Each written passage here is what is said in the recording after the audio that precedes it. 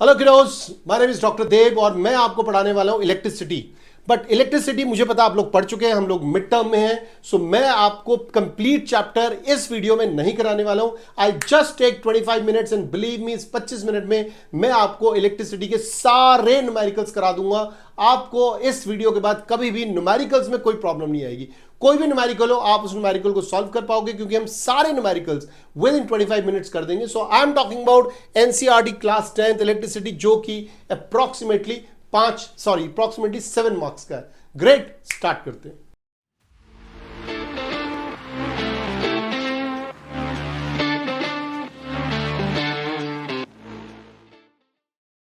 So first of all, let's understand what is electricity. So electricity is nothing but flow of electrons. Flow of electrons in a particular direction. और वो भी कब होता है? जब conductors के अंदर होता है। नॉर्मली क्या होता है, जो इलेक्ट्रॉन्स होते हैं, हमें फ्री इलेक्ट्रॉन्स चाहिए तभी वो फ्लो कर पाएंगे, और ज्यादातर कंडक्टर्स में जो कि मेटल के बने होते हैं उसके अंदर फ्री इलेक्ट्रॉन्स होते हैं, राइट। सो अब बात ये आती है कि इलेक्ट्रिसिटी में करंट चाहिए, क्योंकि करंट इंड्यूस होता है। वो करंट कहां से आता है, ये करंट किसे कहते हैं? सो करंट के लिए हमें पहले समझना पड़ेगा चार्ज, बिकॉज चार्ज जो होता है वो करंट को इंड्यूस करता है। अब चार्ज क्या होता है? चार्ज ये होता है कि जैसे नेगेटिव चार्ज है, पॉजिटिव चार्ज है, उसको हम चार्ज कहते हैं। तो ये चार्ज की यूनिट क्या है या कितनी क्वांटिटी में चार्ज होता है? सो उसके लिए समझते हैं ये कि एक इलेक्ट्रॉन में 1.6 into 10 to the power -19 coulomb charge होता है। Please remember this. एक इलेक्ट्रॉन में 1.6 into 10 to the power -19 coulomb charge होता है, ठीक है। अब बात आती है कि एक कूलम में कितने इलेक्ट्रॉन्स होंगे, मतलब कितने इलेक्ट्रॉन्स मिलके 1 कूलम चार्ज बनाएंगे। यूनिटरी मेथड यूज कर सकते हैं, सिंपल, ये पूरा का पूरा नीचे आ जाएगा, which means 1 upon 1.6 into 10 to the power -19 electrons मिलके आपका 1 कूलम चार्ज बनाएगा। क्लियर हो गया? इसको आप सॉल्व कर सकते हो। इसको जब सॉल्व करोगे तो उसका आंसर निकलेगा 6.25 into 10 to the power 18 electrons. इतने नंबर ऑफ इलेक्ट्रॉन्स कॉन्स्टिट्यूट करेगा एक coulomb charge. Is that clear? So इतना इलेक्ट्रॉन कॉन्स्टिट्यूट करेगा 1 coulomb charge. And believe me, ये क्वेश्चन पिछले कितने ही साल से आ रहा है। या तो वो पूछेंगे इलेक्ट्रॉन के जो चार्ज है वो कितना है, या वो पूछेंगे कि एक कूलम चार्ज में कितने इलेक्ट्रॉन्स होते हैं, या वो ये पूछ सकते हैं कि 4-5 कूलम्स है तो उसमें कितने इलेक्ट्रॉन्स होंगे। सिंपल मैथमेटिक्स है, आप कर सकते हैं। इसके अंदर जो फॉर्मूला लगता है वो लगता है Ne is equal to Q। Q क्या है? Q चार्ज है जिसका यूनिट कूलम है, Ne मतलब नंबर ऑफ इलेक्ट्रॉन्स। क्लियर है? पहला फॉर्मूला क्लियर हो गया? Great, okay. अब हम जाते हैं नेक्स्ट फॉर्मूले में। नेक्स्ट फॉर्मूला क्या कहता है? नेक्स्ट फॉर्मूला देखो, याद करने का बहुत अच्छा तरीका है, और उसको उसी ढंग से याद करो जैसे मैं आपको बता रहा हूं, रादर देन कि आप बुक्स में या कहीं और जाओ। दूसरे फॉर्मूले को याद करने के लिए आप करो Q is equal to IT। IT क्या होता है? Information technology. लोग, बहुत सारे लोग काम करते हैं इस जगह पे। IT आपको हमेशा ध्यान होगा। So Q charge is equal to current into time, ठीक है। ये होता है सेकेंड फॉर्मूला। सो सेकेंड फॉर्मूले को भी मैं यहां लिख देता हूं, which is Q is equal to IT। Clear हो गया? ठीक है। सो इससे हम ले सकते हैं कि the flow of electric charge is called electric current, ठीक है। So flow of electric charge is called electric current, which means अगर हम करंट की बात करते हैं तो current will equal to what? Current will equal to Q upon T, मतलब कि पर सेकेंड कितना चार्ज फ्लो करता है is what electric current is. मतलब हम I को डिनोट कर सकते हैं Q upon T, which means पर सेकेंड, मतलब T मीन्स पर सेकेंड की बात करता हूं, पर सेकेंड में कितना चार्ज फ्लो करता है। और हम ये भी कह सकते हैं रेट ऑफ फ्लोइंग चार्ज को भी हम इलेक्ट्रिक करंट कह सकते हैं। आई होप ये क्लियर हो गया। अब हम जाते हैं एक और फॉर्मूले में, ठीक है ना। अब ये जो फॉर्मूला है ये थोड़ा सा अलग फिजिकल क्वांटिटी लेके आ रहे हैं। यहां पे हम लेके आ रहे हैं V, which means potential difference, right. So V क्या होता है, हम इसको समझते हैं। V होता है जब A से लेके B तक मुझे फ्लो कराना पड़ता है चार्ज को। Is that clear? जब मुझे A से लेके B तक फ्लो करा रहा हूं चार्ज को, इसमें जो वर्क डन लग रहा है वो हम V कहते हैं, which means work done per unit charge, एक यूनिट चार्ज को फ्लो कराने में जो वर्क डन लगता है उसको हम पोटेंशियल डिफरेंस कहते हैं। सो मेरा थर्ड फॉर्मूला भी मुझे मिल गया। So my third formula is V is equal to work done upon time, जिसको हम W कह रहे हैं। इस एक चैप्टर में जो आपका वर्क डन होगा, वर्क डन को हम H से डिनोट करेंगे लेटर ऑन। H मतलब हीट एनर्जी। क्लियर है? अब हम एंटर करते हैं जो नेक्स्ट फॉर्मूला, बहुत इंपॉर्टेंट फॉर्मूला है, और वो फॉर्मूला है हमारा V is equal to IR। हमें पता है ओम्स लॉ है। ओम्स लॉ क्या कहता है? Voltage is directly proportional to the current flowing in the conductor. So जब हम इस प्रोपोर्शनैलिटी को हटाते हैं, हम R इंट्रोड्यूस करते हैं। R is nothing but resistance. So मेरा फॉर्मूला नेक्स्ट क्या आ जाता है? Fourth formula is V is equal to IR। V is equal to IR, ये मेरा नेक्स्ट फॉर्मूला आ गया। अब इसी से हम R पे जा सकते हैं कि R क्या होता है। सो R जो होता है वो डिपेंड करता है लेंथ ऑफ द कंडक्टर पे,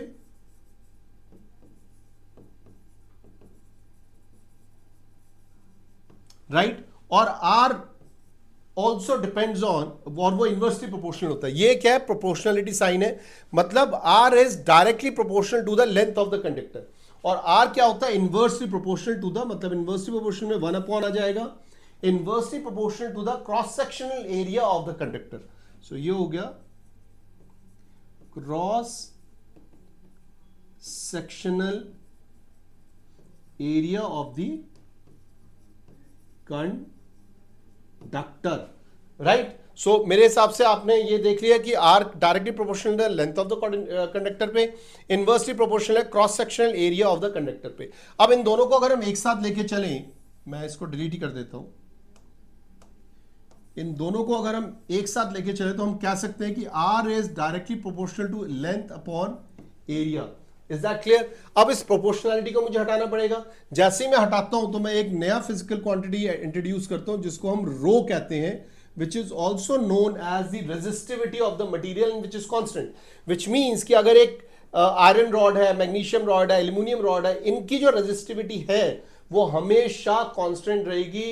कहीं पे भी चले जाओ, कोई भी रॉड हो, छोटा मोटा बड़ा, किसी भी दुनिया में हो, resistivity of that material will always be constant. So इससे हमें एक और फॉर्मूला मिल गया विच इज फिफ्थ फॉर्मूला। क्या है वो? R is equal to rho L upon A। Clear? So resistivity को आप डिफाइन कर सकते हो that it is the electrical resistance of a conductor. ठीक है ना? खत्म हो गया। अब हम नेक्स्ट में चलते हैं। देखो, अब ये 5 बहुत इंपॉर्टेंट फॉर्मूलेज हैं, हमने कर लिया। हमने यहां से रो का भी, चलो ठीक है, हम सिक्स्थ वाला भी कर लेते हैं। So rho is equal to R A upon L हो जाएगा, नथिंग, बस मैंने क्रॉस मल्टीप्लाई कर दिया। ठीक है ना? तो ये हमारे 6 फॉर्मूलेज हो गए। अब हम आगे बढ़ते हैं। आगे जब बढ़ेंगे तब हमारे पास जो अब फॉर्मूले शुरू होते हैं वो शुरू होंगे पावर के। ठीक है ना? सो पावर क्या होता है? हम इलेक्ट्रिकल पावर की बात करते हैं। इलेक्ट्रिक पावर में power is rate of doing work, rate of doing work, which means क्या?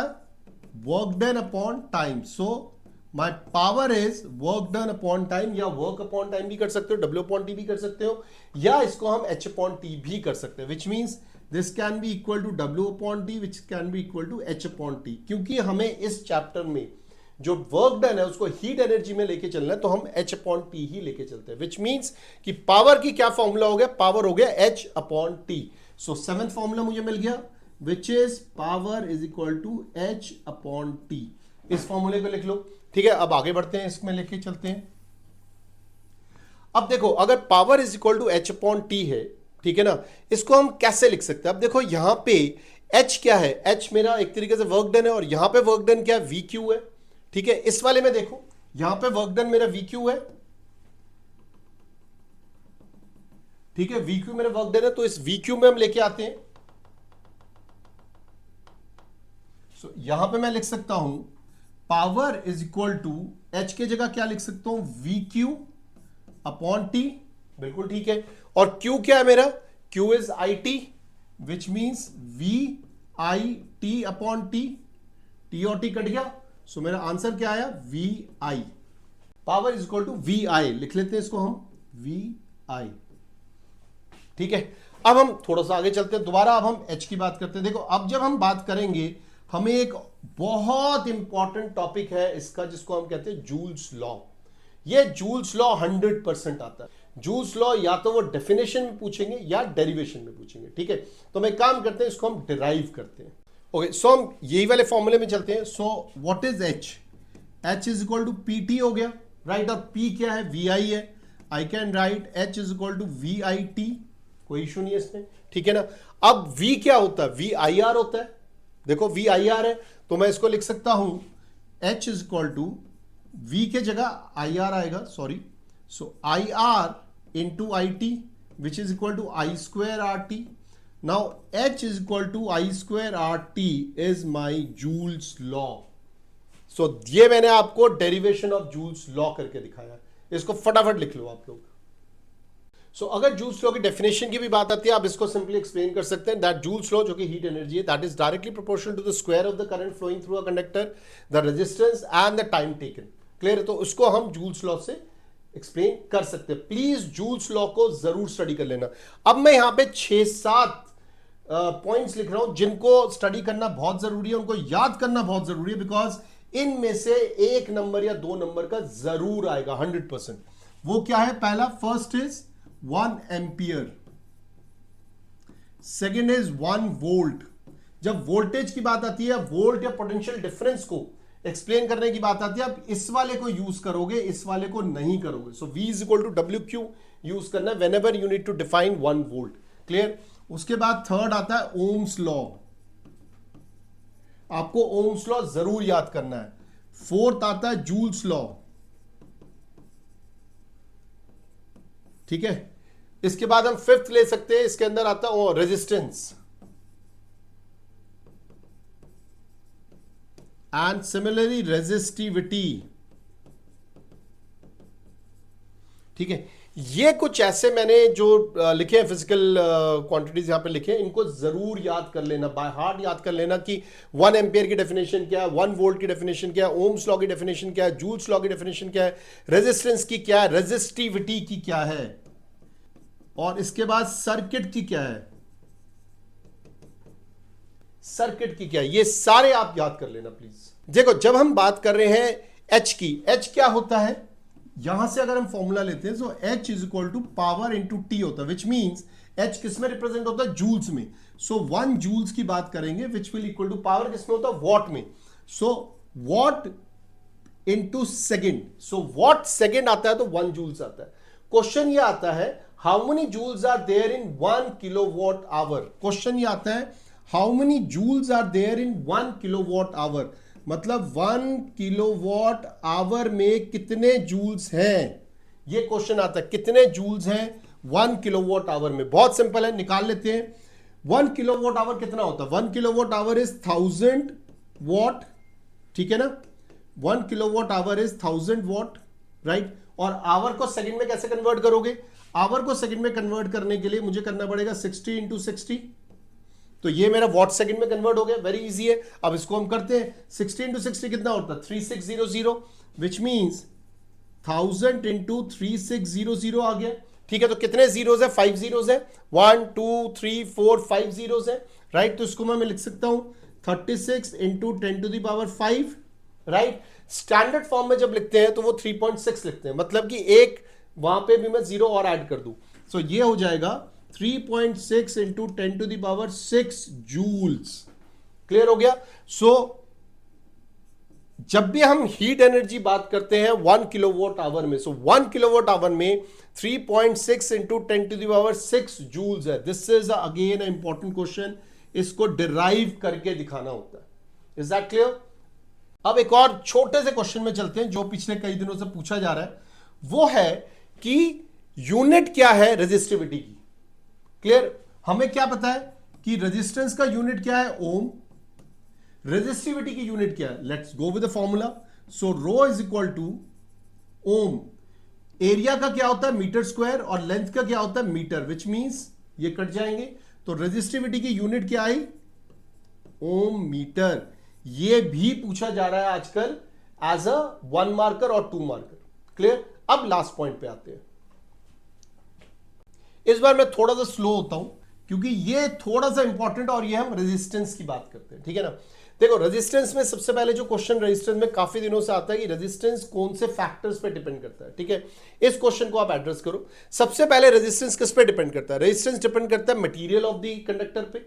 चार फैक्टर्स जो पूछे जाते हैं कि रेजिस्टेंस किस पे डिपेंड करता है। पहला मटेरियल ऑफ द कंडक्टर जिसको हम रेजिस्टिविटी कहते हैं, दूसरा लेंथ ऑफ द कंडक्टर, ठीक है, और तीसरा cross sectional area of the conductor. So resistance in तीनों पे डिपेंड करता है। प्लस रेजिस्टेंस के लिए अगर मुझे सेम रेजिस्टेंस चाहिए या रेजिस्टेंस को मुझे मेजर करना, my temperature should be constant. चार कौन से फैक्टर्स हुए? पहला रेजिस्टिविटी, दूसरा लेंथ ऑफ द कंडक्टर, तीसरा area cross sectional area of the conductor, and fourth is temperature, constant temperature. इस पे रेजिस्टेंस डिपेंड करता है। क्लियर हो गया? अब हम रेजिस्टेंस का एक छोटा सा अलग सा कुछ करते हैं। सपोज करो मेरे पास ये सर्किट है। इस सर्किट में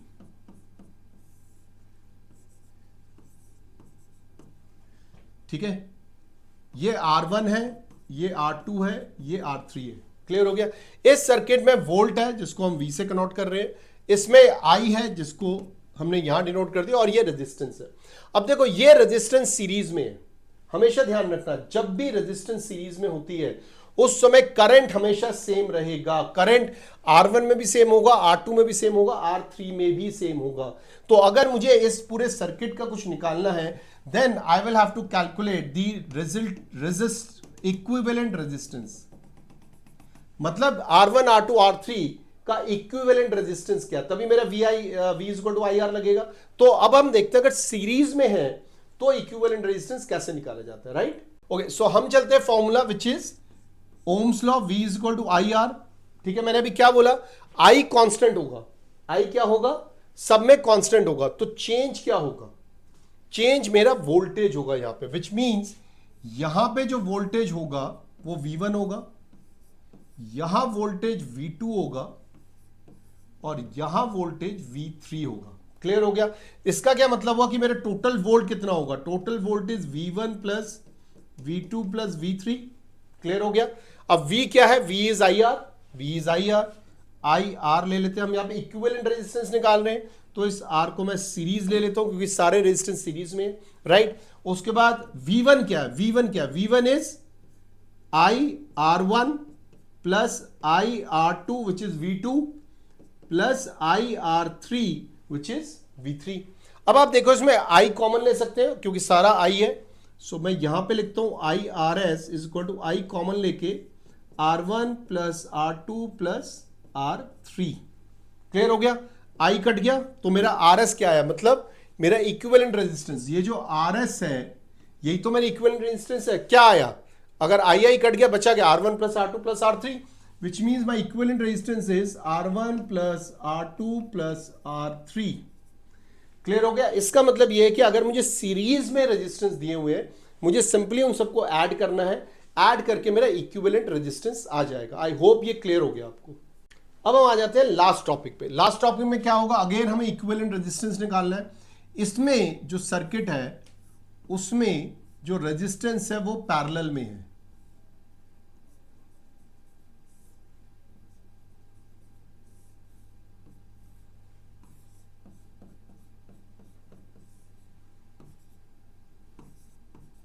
ये A एमीटर है, ठीक है ना? ये पॉजिटिव साइड है, ये नेगेटिव साइड है, ये R1 है, R2 है, R3 है। अब आप देखो रेजिस्टेंस पैरेलल में है। जब रेजिस्टेंस पैरेलल में होते हैं तो जो वोल्टेज होता है वो सेम रहेगा, वोल्टेज चेंज नहीं होगा। चेंज क्या होगा? I चेंज होगा। अगर यहां पे I है तो ये I1 हो जाएगा, ये I2 हो जाएगा, और ये I3 हो जाएगा। विच मीन्स अगर तीनों I को हम ऐड करेंगे तो मेरा टोटल I आएगा। हमें क्या निकालना है? हमें इक्विवेलेंट रेजिस्टेंस निकालना है, जिसको मैं ले लेता हूं RP ले लेता हूं। क्लियर हो गया? So let's find. अब अगेन ओम्स लॉ क्या कहता है? V इक्वल टू IR है, ये मेरा ओम्स लॉ कहता है, बट मेरा I क्या है? I is equal to I1 plus I2 plus I3 है, राइट? अब I क्या होता है बताओ मुझे? I होता है V upon R। Yes, so V upon R is equal to I। ठीक है, और इसको मैं P ले लेता हूं क्योंकि हमें यही इक्विवेलेंट रेजिस्टेंस निकालना है। सो I1 क्या हो गया? V upon R1 plus V upon R2 plus V upon R3। अब देखो यहां पे V कॉमन निकल जाएगा, ठीक है? So V upon R P की बात करते हो तो वी कॉमन निकल गया, which means 1/R1 plus 1/R2 plus 1/R3, right. V काट दो, सो मेरा रेजिस्टेंट रिजल्टेंट आ गया, रिजल्टेंट रेजिस्टेंस थोड़ा सा क्या किया, रेसिप्रोकल में है। सो ये मेरा रेसिप्रोकल में होगा, which means this is 1/R1 plus 1/R2 plus 1/R3। So ये मेरा आ गया रिजल्टेंट, क्या आ गया, resultant resistance when the resistance are in parallel. Clear. इसको अगर हम थोड़ा सा आगे बढ़ते हैं कि मुझे आर पी ही निकालना है, मुझे 1/RP पे नहीं छोड़ना है, तो मैं इसका वो ले लेता हूं, क्या नाम है, एलसीएम ले लेता हूं। So this would be 1/R1 plus 1/R2 plus 1/R3। LCM लूंगा तो R1 R2 R3 आएगा, राइट। अब अगर मैं R1 लूंगा तो इससे डिवाइड करूंगा तो यहां पे क्या आएगा, R2 R3 प्लस यहां पे क्या आएगा, R1 R3 प्लस यहां क्या आएगा, R1 R2, राइट। इसको हम रेसिप्रोकल कर लेते हैं। So my RP is equal to R1 R2 R3 upon R2 R3 plus R1 R3 plus R1 R2। Clear हो गया। सो ये मेरा RP आ गया, राइट।